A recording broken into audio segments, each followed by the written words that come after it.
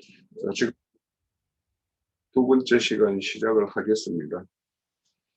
우선 이제 기본적으로 저는 이제 지금 20장부터 쭉 앞으로 살펴볼 말씀들이, 율법은 기본적으로 동해보복법이 기본 베이스로 딱 깔려 있어요. 그래서 이제 늘 율법의 어떤 그 액면의 어떤 기록된 내용은 책임에 따른 고에 딱 대응되는 그 법칙들이 기본적으로 이제 있기 때문에 우리가 오늘 살펴보는 말씀도 보면, 동일한 어떤 그 주인으로서의 어떤 책임을 다 했을 경우에, 임자로서 책임을 다 했을 경우에는 그 책임에 대해서 동일한 어떤 그런 서로의 어떤 피해는 피해대로 그렇게 분담하는 어떤 그런 논리가 이렇게 적용되는 어떤 말씀도 이렇게 보이는 부분이 있어요.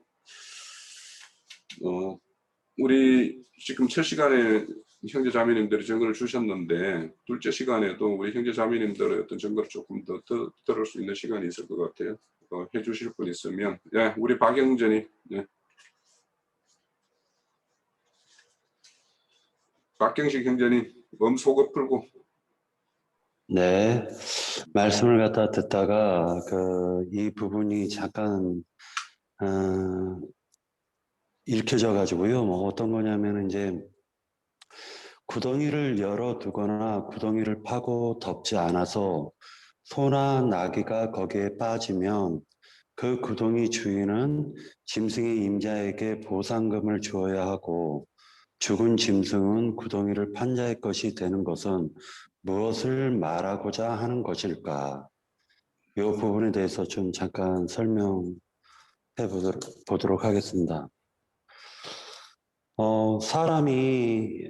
사람이 이제 성경을 갖다가 읽고 또 듣고 배우다 보면, 예전에 잘못 알았었던 거라든지 아니면 잘못 깨달았었던 부분들이 분명히 발견이 됩니다. 그럼 그런 오류들을 갖다 발견을 했을 때 잽싸게 그것을 갖다 시정을 하고, 그리고 이 말씀은 잘못 깨달았구나 하면은 잽싸게 그 구덩이를 갖다 팠던 거를 갖다 덮어버려야 되는데, 그것을 갖다 끝까지 지고 가다 보면은요, 그리고 이제 자기가 그걸 갖다 잘못 깨달았다라는 것을 갖다가 덮어버리지를 않고 그냥 생각하지 않고 거기다가 진리를 갖다가 덧칠하거나 해가지고 새로운 이론을 만들어내는 사람들이 있어요. 보면은. 그러면 그 잘못된 그 구덩이 속에 사람들에게 그런 잘못된 그 교리라든지 아니면 잘못된 깨달음을 갖다 증거를 하다 보면 거기에 엉뚱한 사람들이 빠져서 헤어나오지 못하는 경우들이 있습니다. 그래서 제가 이제 어떤 그 친구를 통해 가지고 그런 거를 보게 됐는데요. 뭐 예를 들어 가지고 뭐 삼위일체가 아니라고 하면 뭐 삼위일체는 아니고 하나님은 어머니 하나님, 아버지 하나님 두 분이 계시다라는 형식으로 또 이론을 새롭게 만들더라고요. 그래가지고 막 그걸 또 새롭게 만든 이론을 막 전파하고 다녀요. 막 나름대로. 그런데 그 구덩이에 만약에 빠졌어요. 그럼 그 빠진 그 짐승도 헤어나오지 못하는 경우를 봤습니다. 예를 들어가지고 신천지 그 이만희 씨가 잘못 깨달았잖아요. 그러고 나서 그걸 여지껏 증거하고 다닌단 말이에요. 수많은 사람들이 그 사람의 그 사람의 그 잘못된 그 비진리에 현혹돼 가지고 그 사람의 구덩이에 빠지는 경우를 우리가 볼 수가 있지 않습니까? 그러니까 결과적으로는 그 구덩이 판자의 죽은 짐승은 그 구덩이 판자의 것이 된다라고 생각이 들었습니다. 그래서 이 부분이 출애굽기에서 보면은 사람이 구덩이를 열어두거나 구덩이를 파고 덮지 아니하므로 소나 나귀가 거기에 빠지면 그 구덩이 주인이 잘 보상하여 짐승이 임자에게 돈을 줄 것이오 라고 얘기를 하고, 죽은 것은 그가 차지할 것이니라 라고 얘기하고 있는데, 그라는 것은 구덩이를 판 그 주인을 얘기하는 것으로 보여지고 있습니다.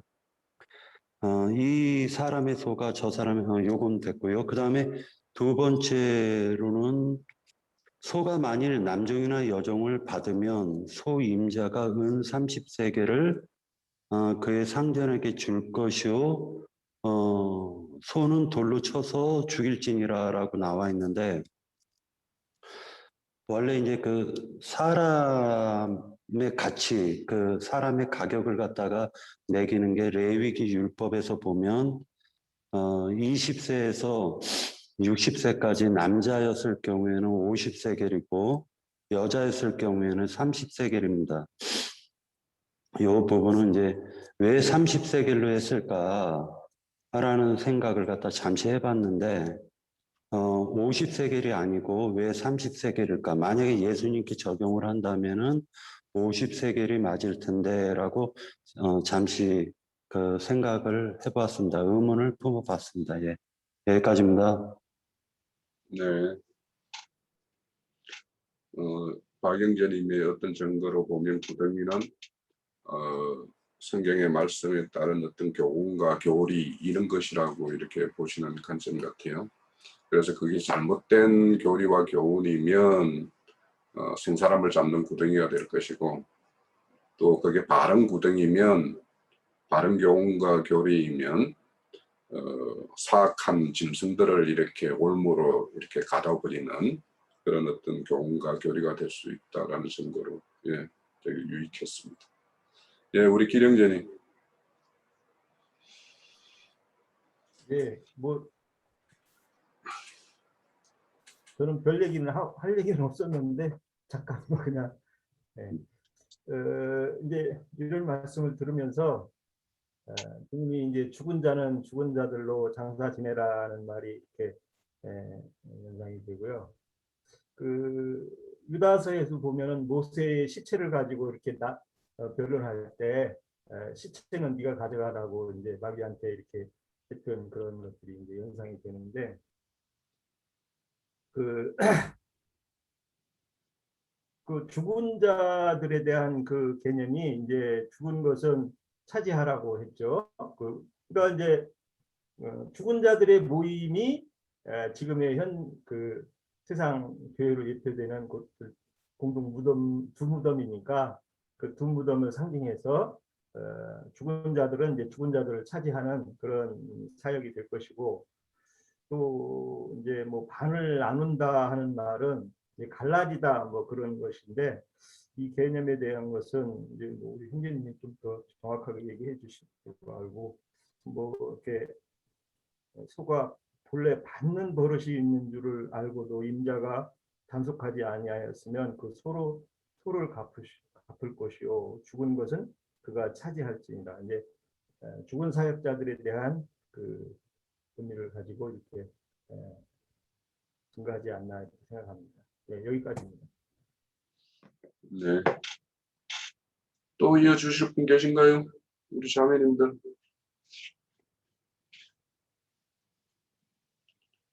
우리 저 강원도 순희 자매님은 이렇게 시키면 잘하시던데 뭐 증가하실 말씀 없으신가요? 예, 알겠습니다. 대략의 우리 형제 자매님들의 어떤 증거는 되어졌고, 그러면 아마 자모 형제님이 메모를 막 되게 많이 하시던데 우리한테 주신 말씀이 많을 것 같아요. 그러면 그거 듣고 나서 또 이렇게 시간이 나면 또 배움에 대해서 우리가 또 서로 나누는 시간이 있으면 되겠죠. 예, 그렇게 가겠습니다. 예, 이제 이스라엘의 10계명을 그 기본으로 해서 지금 흔히 말하는 이제 그 배상법 손해배상법으로 이렇게 생활 규범을 정한 말씀을 지금 나누고 있는데, 이스라엘 사람들은 문자대로 이 모든 말씀을 이렇게 해석을 하니까 문자대로 이렇게 삶에서 이렇게 실행을 한 거죠. 그런데 이제 우리가 여기서 조금 생각해 볼 게 뭐냐면, 애굽 사람들의 그 삶과 구속받은 이스라엘 사람들의 삶은 다르다는 것을 생각을 먼저 해봐야 돼요. 이스라엘 사람들의 삶은 교회 생활의 실행을 상징적으로 하는 말이고, 애굽 사람들의 삶에는 이런 적용을 하지를 않죠. 이런 게 없죠. 애굽의 법에는. 그런데 이 하나님의 백성들의 공동생활, 즉 신앙체 생활을 어떻게 할까, 즉 교회 생활의 실행을 어떻게 할까라는 걸 염두에 두고 지금 이 말씀을 해석을 기본적으로 해야 된다는 거예요. 세상법으로 이걸 적용을 하면 믿는 사람들이 아니죠. 세상에는 뭐 많은 인간이 살에 필요한 많은 법들이 있는데, 그런 법으로 생각하는 것은 율법제도의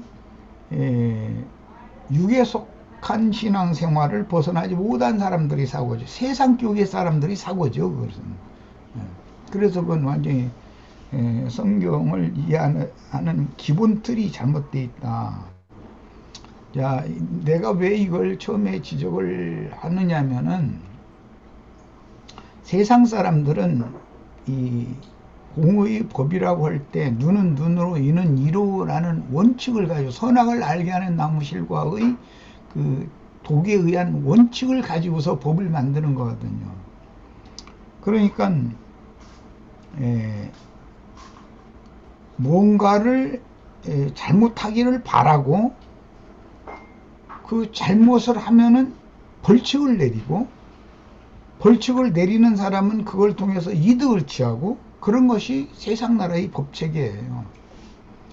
지금 저기 대통령이나 뭐 지휘자들이 들으면 좀 기분 나쁘게 생각할지 모르겠네. 뭐 구청이나 시청이나 무슨 도청이나 군청이나 이런 등등의 그런 정부 관서에서는 국민의 삶을 위해서 도움을 주기 위해서 뭐 이런 것도 법도 말고 저런 것도 법도 만들어서 그걸 실행하는 것처럼 해요. 그걸 강제로 집행을 해야 되니까 경찰관서나 무슨 뭐 법원이나 또는 검찰이나 뭐 이런 걸 막 동원하고 세무서를 동원하고 이렇게 하거든요. 그거 알고 보면 그 자기네들의 관서, 나라가 국민들을 어떻게 해서 뜯어내서 돈을 많이 긁어낼 거냐를 가지고 그럴싸하게 이렇게 명분을 만들어서 국민 생활에 유익한 것처럼 많은 법을 만들어 가지고 특검은 단속한다고 그래요. 사실은 국민들은 그런 많은 법이 없는 것이 더 편해요. 이렇게 말하면 이제 정권 잡은 사람들, 지리자들은 굉장히 기분 나쁘게 들을, 그리고 사회를 혼란하게 한 사람이라고 이렇게 할 우려가 많은데, 모든 사람 속에는 양심의 판단을 받는 마음의 법이, 율법이 다 있어요. 그 법보다 더 완벽한 법은 없는 거예요. 그 법보다 더 우선하는 법도 없는 거예요. 인간 나라가 그렇단 말이에요. 인간 나라에서도 그렇다 이거예요. 그런데 그런 것을 이용해서, 예를 들자면 뭐 도로교통법 하찮은 얘기예요. 도로교통법이나 또는 구청에서 뭐 무슨 우리 동네는 이제 길바닥에다 이렇게 저 가에다가 금 그어놓고서 구청에서 돈 받아가요. 자동차가 타려면 한 달에 얼마씩 내라. 국민 편익을 도와주는 것 같아요, 겉으로는.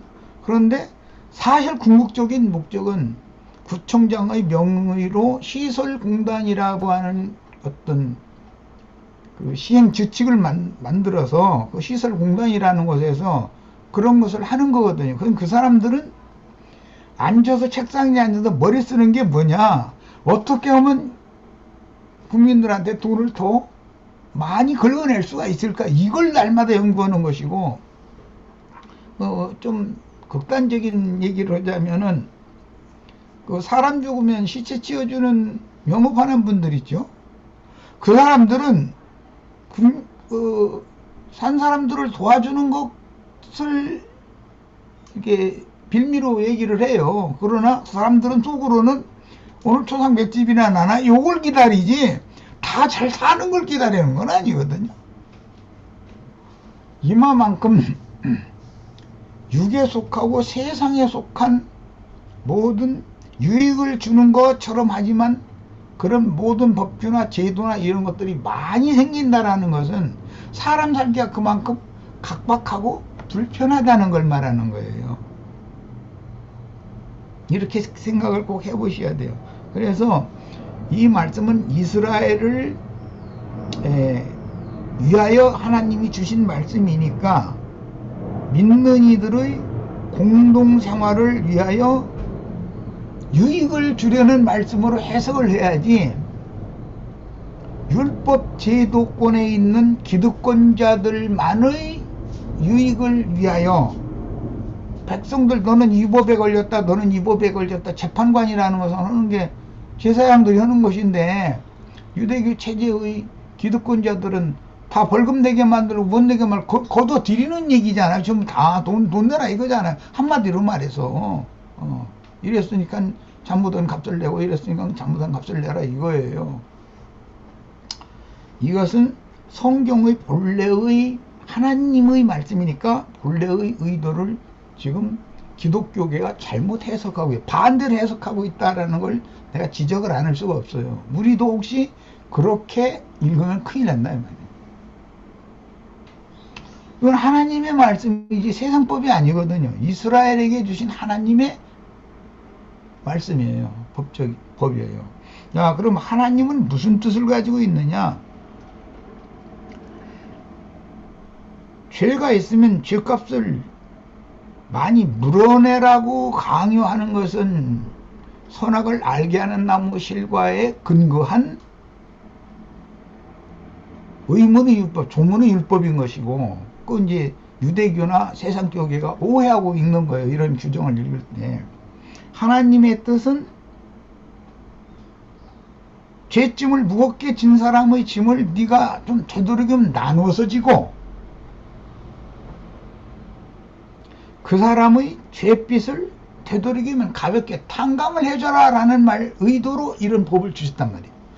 이건 해석하는 것이 전혀 흙에서 태어난 옛사람의 사고로 이 성경을 읽느냐, 위로부터 난 새 사람의 새 영과 새 마음으로 성경을 읽느냐에 따라서 해석이 정반대가 되어버린단 말이에요. 지금 내가 서두하는 말을 잘 이해하시기를 바라요. 어떤 사람이 성경을 읽으면 그렇지 않아도 무거운 짐을 지고 살아나가는 게 너무 힘든 거예요. 인생을 산다는 게. 그런데 그 사람을 조금 힘이 있는 위에 있는 뭔가가 권세를 받았다고 생각하고 있는 사람들은 없는 사람들을 지지고 볶고 들볶고 해가지고서 저희는 그런 권세를 이용해서 긁어내가지고 배를 불리고 있단 말이에요.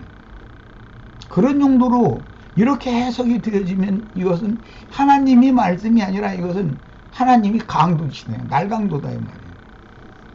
하나님을 날강도 만드는 것이 기독교계의 해석이에요.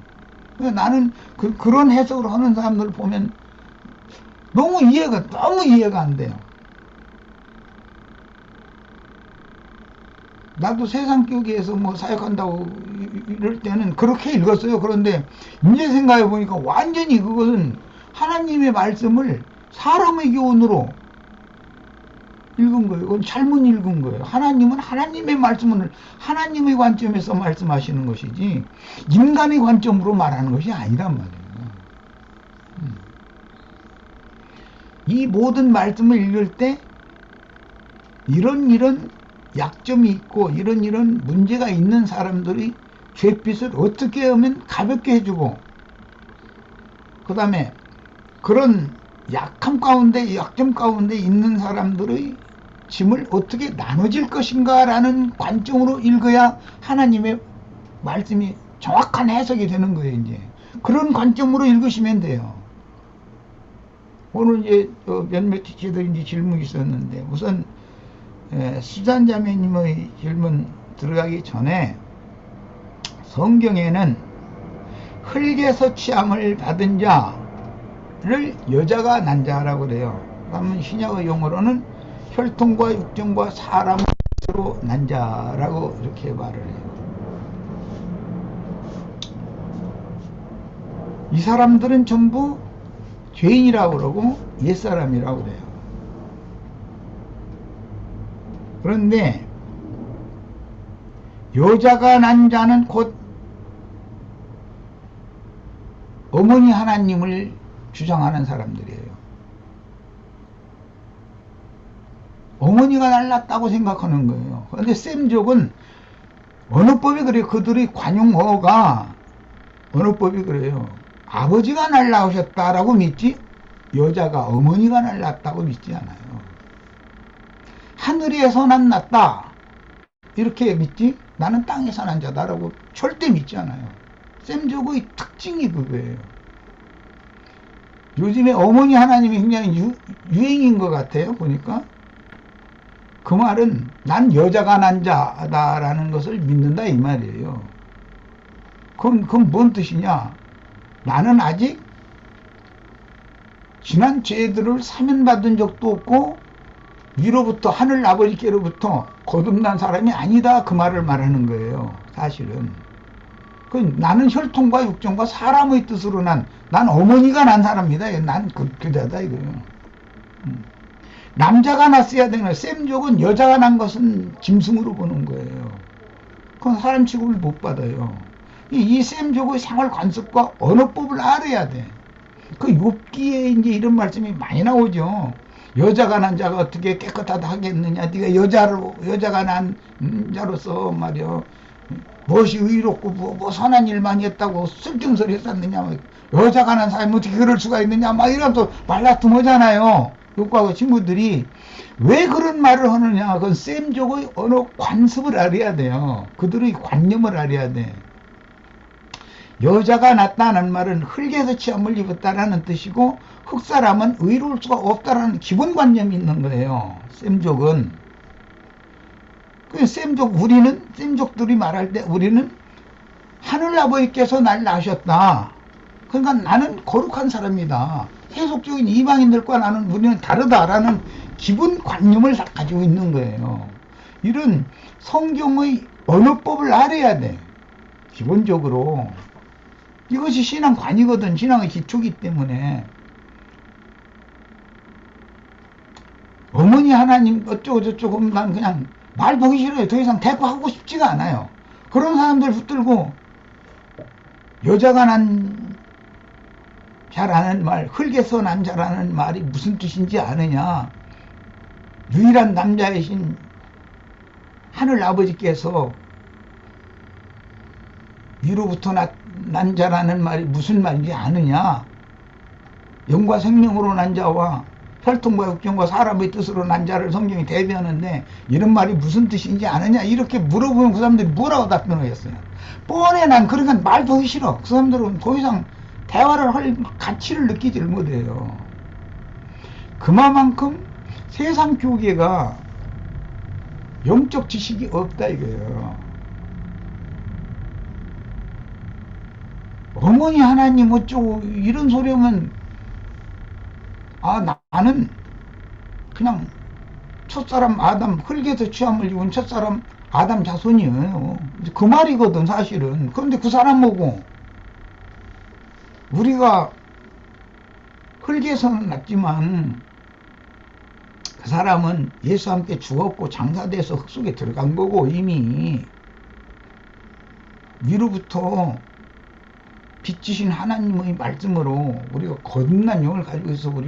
우리가 사는 것은 지금 영광의 하나님을 향하여 사는 것이지 세상 땅에 무슨 부귀영화를 위해서 사는 게 아니지 않냐 이렇게 얘기하면 그 사람들이 대화가 통하겠냔 말이야. 똑같은 지금 이 출애굽기 읽으면서 내가 그 생각을 한 거예요. 곰곰. 이것은 모든 것의 생명의 근원이 다르기 때문에 달리 읽어줄 수밖에 없겠구나. 그런데 우리는 기본적으로 이 율법 말씀을 읽을 때 배상법, 특히 이런 배상법을 읽을 때 하나님의 입장, 하나님의 관점으로 보여지고 읽어지게 해달라고 기도에 감사 읽으시기를 바라요. 꼭 그렇게 되기를 바라요. 교회 생활은 상대방의 어떤 약점이나 흠결이나 허물을 들춰내고 그것에 무거운 죄값을 매겨서 정죄하는 생활이 아니에요. 그건 세상에서나 통하는 거예요. 그거는. 교회에서는 상대방이 누군가가 흠결이 있어, 문제가 있어. 그러면 그 사람을 살리기 위해서는 그 사람의 그 짐을 덜어줘야 돼요. 그리고 내가 대신 얼만큼이라도 감당을 해줘야 되는 거예요. 그러려면 그 사람의 약점에 대해서 나만 아는 것 같아요. 내 눈에 띈 건 제일 나중에 띈 거고 제일 나중에 아는 거예요. 내가 아는 건 다른 사람이 아는 거 10분의 1도 몰라요. 그 사람에 대해서 약점을, 흠결을 잡는 것이. 그런데 자기가 다 제일 잘하는 것 같이 떠들어요. 다른 사람들은 모르는 게 아니에요. 그 사람에 대해서 나보다 훨씬 먼저 알았고 훨씬 더 많이 알아요. 다만 짐을 나눠지기 위해서 입을 다물고 있을 뿐이에요. 그런데 나만 혼자 아는 줄 알고 그러고 떠드는 것이 유대교 지도자들의 특징이다 이거예요. 율법과 생명이라고 하는 것이 무슨 차이가 있는지를 이런 말씀을 통해서 꼭 이해를 하시기를 바라요. 자, 이제 이런 기본 틀을 가지고 오늘 아까 이제 어떤 소 이야기가 나왔는데 그 이제 종이라는 말이죠. 우리 지체들 해석 잘했어요. 소라는 건 일꾼이라는 뜻이니까. 그런데 이 소가 받는 소도 있고 그 다음에 문제를 일으키는 소도 있고 충성되게 주인집을 위해서 일을 잘 해주는 소도 있는 거예요. 두 마리 소가 지금 대비되고 있잖아요. 자, 그러면 사탄의 사자도 있게 마련이고 그리스도의 종들도 있게 마련이다. 지금 이 말인데 사탄의 사자들은 특성이 뭐냐면 아까 우리 홍영진 그 얘기했나요? 유부녀나 어린아이가 소 붙들죠? 그건 지멋대로 올래. 소는 거 사치고 염생이 새끼도 그래. 염생이 새끼도 여자나 힘없는 어린이는 깔봐버려. 저 가고 싶은 데로 그냥 가버려. 그러고 곧돌이 잡아다니면 이렇게 돌아서 가지고 막 눈을 쑥 감서 막 이렇게 들이대거든. 그러면 애가 막 기겁하는 거지. 뭐 여자들 날 곱비요 애령 집어던지고 날 살려라 하고 도망가는 거지 뭐. 이렇게 해버려. 그런데 길들이고 쓰던 주인이 딱 나타나고 에헴 막 했다가는 안 그래 저거 딱 돌아서서 엉뚱지 두고 있잖아요. 그거 아마 소 길른 집에서 다 해보셨을 거예요. 염생이 집에서 다 길러봤을 거예요. 주인이 딱 나타나면은 안 그래 저거 딱 돌아 풀 뜯어먹는 저거 이러고 앉았어요. 너무너무 교활해 아주. 짐승이 주스는 것 같아도. 주인이 이제 애기 막 울고 애기 이렇게 달려가면서 송아지나 그 염소 보고 너 앞으로 한 번만 더 그럼 나한테 너 맞아 죽어? 하고 막 눈 부라리고 그러면 그다음부터는 기가 죽어가지고 함부로 그렇게 앉는 거거든. 그건 나는 어려서 그거 해봐서 알아. 소 길들인 건 내가 직접 해봤기 때문에 난 너무 잘 알아. 그것들이 주인이 줄 짧게 잡아가지고 딱 곁으로 올 때는 콧대를 손으로 딱 잡고서는 후려 쳐버리려고 그러는 거. 그때는 그냥 막 고개 숙이고 막 흔들고 막 이러거든. 나 제발 살려달라고, 나 때리지 말아달라고 막 이러거든. 그런데 한번 주인이 길들이다가 도저히 이건 안 되겠다 싶을 때 그때는 가서 줄을 잡고 이렇게 이게 살이 오거든. 저쪽 자기 얼굴 쪽으로 다가와가지고 콧돌에 딱 휘게 잡고서 오른손으로 있던 저 보핏줄로 후려 갈겨버리면은 딱 약호가 죽어버리거든. 그렇게 안 하면 길을 들일 수가 없어요. 이건 내가 해봐서 알아. 예, 인간이라는 건, 흑사람이라는 건, 여자가 남자라는 건 다 타고난 기질이라는 것이 있고 타고난 아집이라는 것이 있어요. 나름으로. 주인한테 순종하면 자기에게 먹을 것 나오고, 똥 싸면 똥도 치워주고, 추우면 가려주고, 더우면 시원하게 해주고, 주인이 모든 거 다 책임져 준다고 한 것을 어렴풋이 알아. 아는데도 확실하게 믿지는 않고 좌우푼 대로 중간중간 하려고 하는 거예요. 이게 인간이야. 우리 신앙생활에서도 짐승이랑 똑같아요. 확실하게 믿지를 않기 때문에 그래요. 주인한테 순종하면 때 되면 딱딱 먹을 것 나와요. 똥 싸면 똥까지 다 치워줘요. 사는 환경도 깨끗하게 다 치워주고, 추우면 가려주고, 너무 더우면 열어가지고 공기 통하게 해주고, 그늘에서 좀 쉬게 해주고.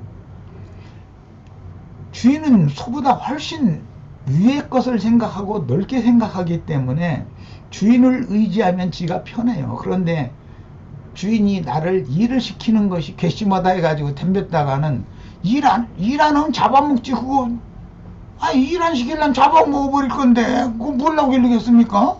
저 죽을 거란데 나 죽여주세요 이 짓 하는 거예요. 사실은 알고 보면. 우리 지체들 그렇게 우직한 짓 절대 하시지 마세요. 자, 이제 이 본문 말씀 잠깐 나누고 마칠 겁니다. 30세겔 종의 몸값을 30세겔 넣은 것은 아주 유명하죠. 잘 알죠. 예수님이 그래서 이제 30세겔 스가랴의 11장이든가 거기에 나왔고, 예수님이 은 30에 팔렸어요. 그것은 요셉의 몸값이 원래 본값은 20이었는데 본물값은 이제 10이라는 건 뭐 2만 나오면 하지. 이거 장사꾼들이니까.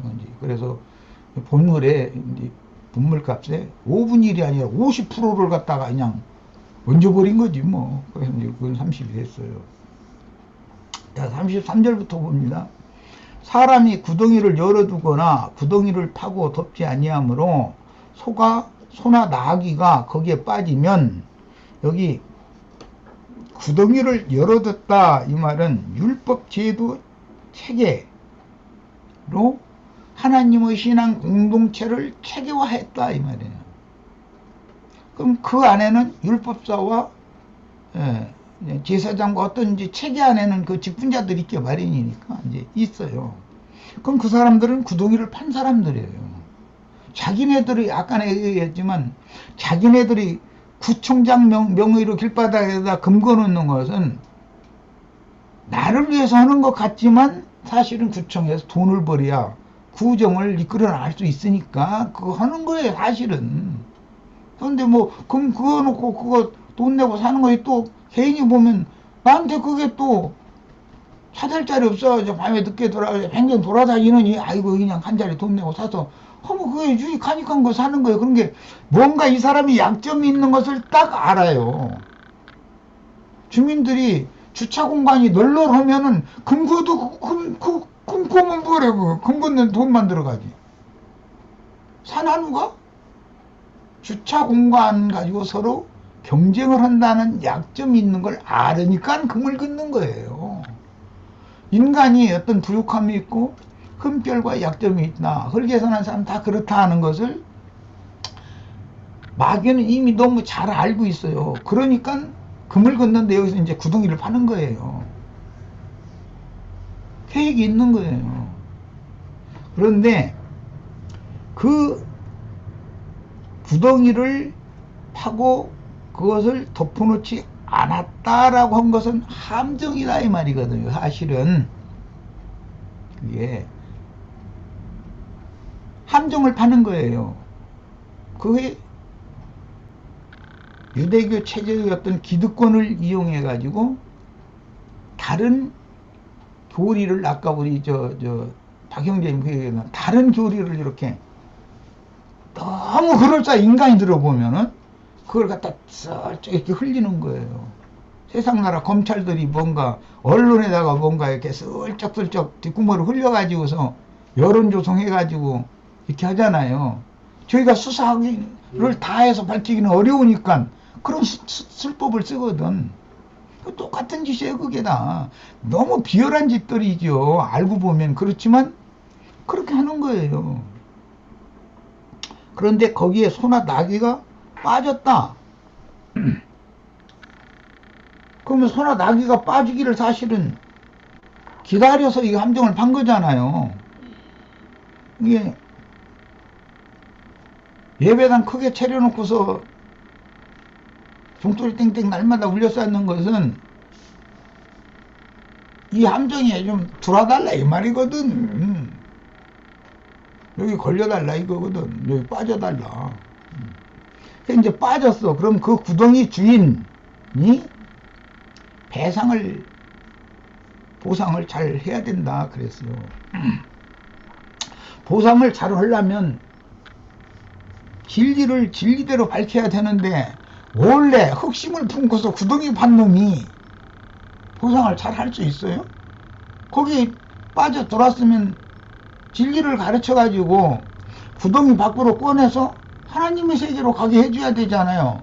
그런데 구덩이에 빠지면 잡아먹는 것이 목적이지, 한 푼이라도 구청장은 시민들이 한 푼이라도 더 많이 내게 하는 것이 목적이지. 난 원래 주차비 3만 원이었어요. 그런데 날마다 와서 딱지를 붙이는 거야. 3만 원 내려면 밤에만 내라 이거예요. 낮에는 안 된다. 사람 죽어 이놈이고. 계속 그러자니 나중에 저기 화다다부대서 구청에다 전화를 했어요. 했더니 낮밤 없이 다 되려면 배를 내셔야 됩니다. 아이 내려면 내고 말라면 말라 이거야. 그러니 딱지값 내느니 차라리 그냥 6만 원 배를 내고 하는 것이 그게 더 싸니까. 이렇게 만든다고. 구덩이 판 놈이, 함정 판 놈이 목적 있어서 팠는데 자기가 손해날 짓을 하겠냐고.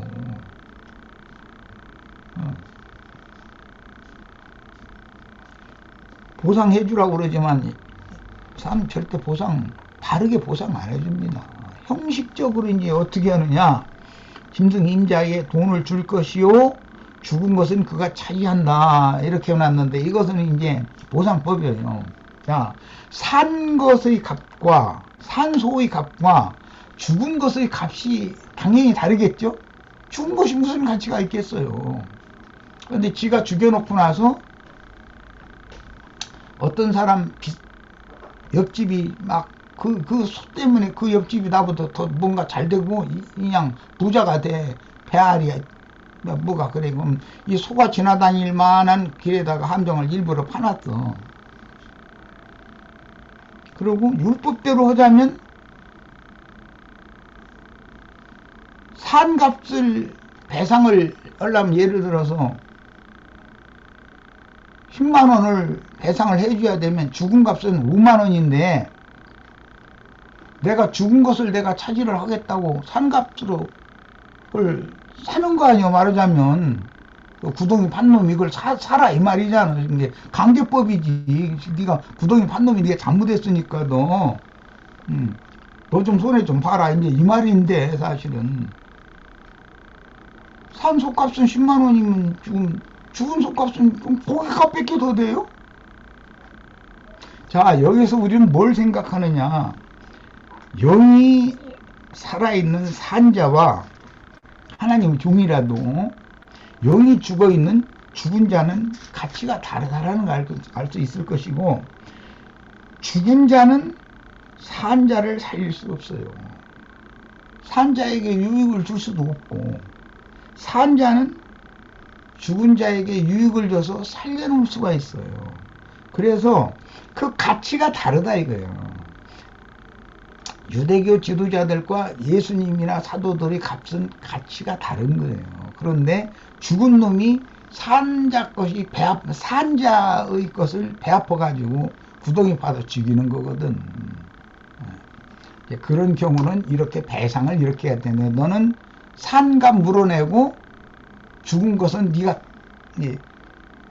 차지는 네가 해라 이제 이 말이. 그러면 그만큼 손해를 봐야 된다는 뜻이에요. 자, 그러니까 이것이 알고 보면 유대교인들, 오늘날의 자칭 기독교계의 지도자들은 죽어라고 사역을 했지만 결과적으로는 손해난 짓 한다는 걸 알 수 있는 것이고, 그 다음에 이제 이 사람의 소가 저 사람의 소를 받아 죽이면 그건 마귀의 사자들인 유대교 공회가 하나님의 종인 예수를 이제 받아 죽인 거예요. 얘를 이제 쉽게 표현하려고 이렇게 하는 거예요, 해석을. 그러면 살아있는 소, 받아 죽인 소는 살아있을 거 아니요. 받아 죽인 사람의 소는 살아있잖아. 살아있는 소를 팔아가지고, 그러니까 받은 소를 팔아가지고 받쳐 죽은 그 소의 값을 서로 반반으로 나눠라. 이제 이렇게 해놨어요. 이제 아까 우리 유 자매님은 이제 가만 쓰고 살아있는 소, 내 소로 상대방 거 멀쩡한 소 받아 죽여 만들어가지고 소값을 반으로 반반 나눠? 그러면 이거 그러면 그 사람이 손해날 거 하나도 없겠네. 이렇게 아마 이제 생각을 하신 것 같아. 근데 그 말이 아니고, 자, 이제 이거 보는 거예요. 자기의 소를, 산 소를 팔으니까 그 값은 비쌀 거 아니야. 죽은 소 값은 이제 살아있을 때는 비싼 값이었지만 죽은 소는 값이 반으로 떨어져 버렸을 거 아니야. 자기 소를 팔아가지고서 그 값은 상대방에게 주는데 그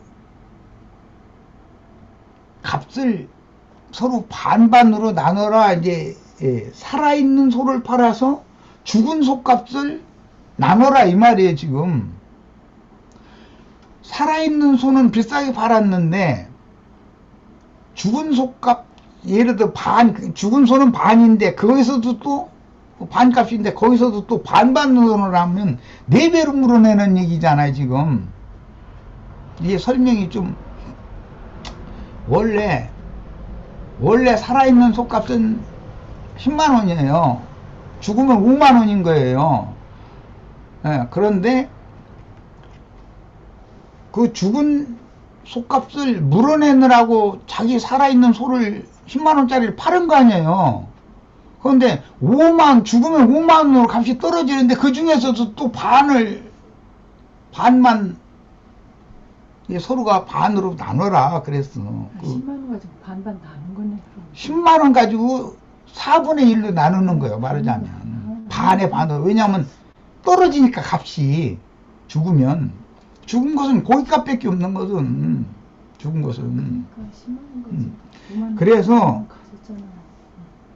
나누려니와 또한 죽은 것도 반으로 나누려니와 자기 산 소값을 반으로 나눈 것도 억울한데 소 때문에 자기 소가 상대방의 소를 받아 죽인 것 때문에 자기 산 소값도 상대방과 나와 반반으로 나눠 가졌잖아요.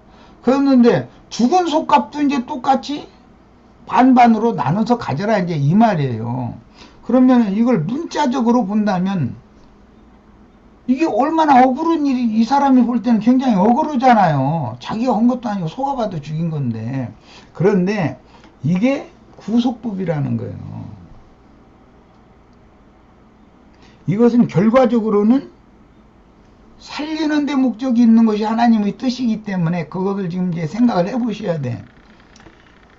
그 소가 본래 받는 버릇이 있는 줄을 알고도 그 임자가 단속하지 아니하였으면 그는 소를 갚을 것이요 죽은 것은 그가 차지해라. 이 말은 아까 저 위에서부터 나오는 말인데, 죽은 것하고 산 것을 바꿔라 지금 이 말이잖아요. 상대방의 손을 받아 죽였으면 내 살아있는 손은 가치가 있고 상대방의 손은 값이 없어져 버린 거 아니에요. 고기값밖에 안 되니까.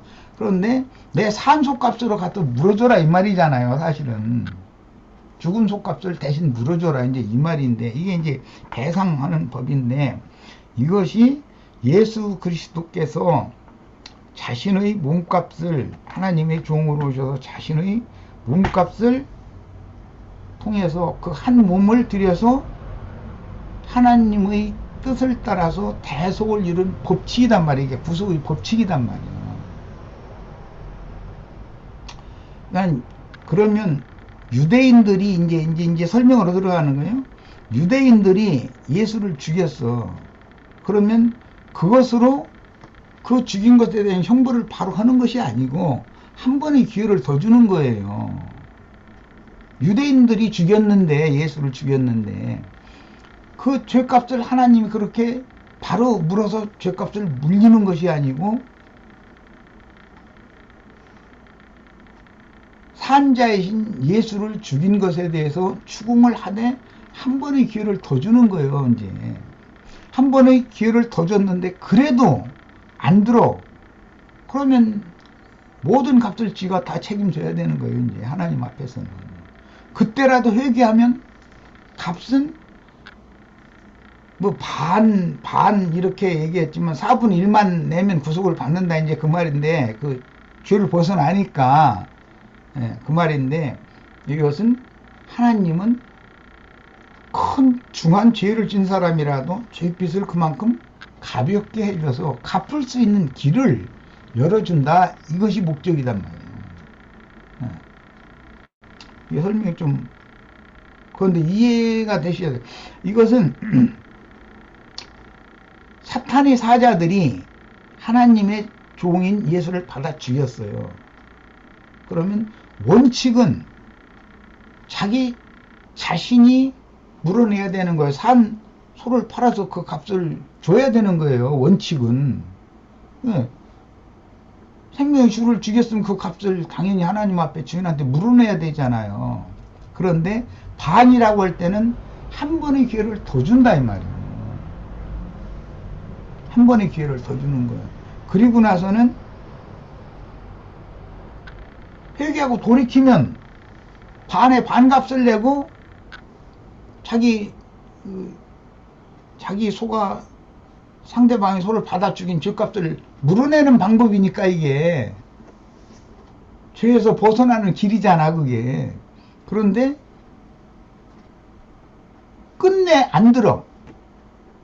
그렇게 물어내는 사람도 있어. 그러면 이제 가볍게, 죄짐을 가볍게 해서 복음이 믿어지게 만든 거예요. 그래서 이제 예수님이 이걸 말씀하실 때 내 짐은 씻고 가볍다 이렇게 표현을 했어요. 이게 여기에서 나온 말이에요. 그게 나에게로 와서 배워라. 내 짐은 쉽고도 가볍다 이렇게 표현했어요. 반의 반, 그 말이죠. 그런데 끝내 안 들어. 그러면 그것을 4배로 갚아야 되는 거예요. 이제 하나님은 4배로 갚는다는 것은 사람이 감당할 수 있는 그런 어떤 한계와 범위를 완전히 벗어나는 형벌을 자기가 몸으로 당해야 된다 이 말이니까, 영영 불못에 들어가서 영원토록 너 형벌을 받아야 된다 이제 그 말이에요. 그러니까 이게 굉장히 어려운 말이, 이게 구속사를 말하는 말이기 때문에 어쨌든 하나님은 우리의 모든 죄값을 가볍게 해주고 덜어주고 그렇게 하는 것을 목적으로 이 율법이 기록이 된 거예요. 그런 관점으로 읽으셔야 돼. 수산자님 뭔가 얘기하려고 했었어요? 네. hin주님 말씀하시는 걸로 잘 이해가 됐어요. 왜냐하면 복음을 전해서 그 빛을 탕감해 준 거, 또 이렇게 한 번에 기회를 주는 거, 그런 의미로. 복음의 내용은 그런 거예요. 사람을 보면 정죄를 해서 짐을 무겁게 올려놓는 것은 이 말씀을 문자대로 읽으면 그렇게 보여요, 이게. 그런데 이것은 하나님의 말씀은 사람을 살리고 죄에서 벗어나게 해방받게 해주는 것이 목적이기 때문에 반대적인 관점을 읽어야 된단 말이야. 이걸 읽을 때 전체가. 근데 지금 나는 그런 관점으로 읽었기 때문에 이 말을 한 거예요. 유대인들이 예수를 죽였어요. 그러면 당연히 거기에 대한 죄값을 하나님은 물어서 형벌을 해야 되거든요. 그런데도 한 번의 기회를 더 주는 거예요. 반으로 탕감 일단 더 준 거죠. 예. 그 다음에 복음을 듣고 회개하고 돌이키면 사람은 돌이킨다고 하는 거 그거 한 가지만을 근거로 해서 4분의 1만 값을 내는 거죠. 그러니까 그걸 근거로 해서 모든 죄를 탕감받아버리는 거예요. 그러나 끝내 회개하고 돌이키려고 안 해. 기회를 줬는 두 번 또 줬는데도 죽은 자도 반으로 나눠라. 이제 저 세상 말로 하면 네 자존심만 세우려고 하지 말고 나도 자존심 있지 않냐. 하나님이 이제 말하자면 그거 아니에요. 그러면 돌아서야 되는 것이거든. 그런데 끝내 돌이키지 않으면 4배로 내는 거예요. 그 값을. 그러니까 사람이 감당할 수 없는 그런 형벌을 당연히 하나님이 묻는다는 말이죠. 예. 그것이 구속사입니다. 예. 마칩니다. 네, 수고하셨습니다. 우선 이제 여기 내용에 보면 임자가 있고 임자에 의해서 이렇게 보냄을 받거나 뭐 임자의 어떤 통치 아래에서 이렇게 다스림을 받아야 되는 어떤 소의 입장, 이 두 입장이 있는 것 같아요. 그러면 소의 입장은 임자의 어떤 뜻대로 움직이는 것이 제일 첫 번째일 것이고, 또 임자는 그걸 파송을 하거나 자기 종으로 이렇게 쓰임이 되는 것은 반드시 기를 들여서 의도하는 뜻대로 이렇게 행할 수 있도록 하는 그거에 대한 어떤 책임이 또 크다라는 것을 이렇게 우리가 동시에 볼 수가 있어요.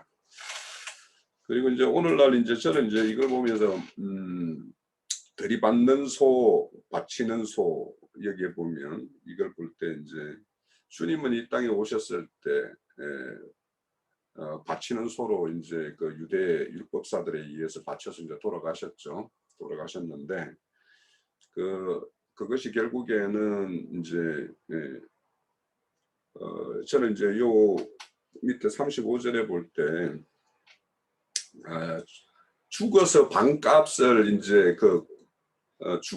죽음에 대한 죽인 것에 대한 책임이 주인에게 있는데 그것이 뭘로 이루어지냐 하면 죽은 것의 반으로 나눈 거에 의해서 이렇게 책임이 서로 면제되는 거란 말이에요. 지금 이 상황이. 그러면 주님이 이 땅에 오셔서 이렇게 죄값이 자꾸 탕감되는 얘기를 하는 거예요. 그러니까 바쳐 죽었지만 주님께서 그게 주인의 어떤 속죄금이 되어지는 것과 이게 딱 이 매칭이 되어 있다라는 생각이 들고, 그러면 오늘날에 이제 들이받는 소가 누구? 오늘날도 예수님이 오셨을 때 그 당시에 들이받는 소가 있고 바치는 소가 있었는데 바치는 소는 주님이었고 주님의 제자들이 그 당시에 바쳤죠. 그럼 오늘날 이 시대도 누군가가 받고 바치는 게 있단 말이에요. 그러면 우리가 이제 계시록 11장에 보면 무적행에서 올라온 항충들이 주님의 증인들을 막 이렇게 들이받아서 다 죽여버리죠. 그런 것이 있고, 스데반 집사를 그 당시에 들이받아서 죽은 게 사울이었어요. 사울과 그에 따르는 어떤 추종자들이었죠. 그래서 그걸 본다라면 우리가 이제 과거에 누구를 들어받아서 꼭 그렇게 이해와 상해를 입혔던 이런 것들이 있었으면 이제 거기에 대한 어떤 보상을 해야 되는데 그 보상이 누구냐? 속죄금인데 속죄금이 주님이 이제 속죄금이 되신 거 이걸 이제 믿음으로 우리가 이제 받아들여서 속죄금으로 이렇게 지불을 해야 되는 것이고, 이제는 과거에 자신이 이제 그렇게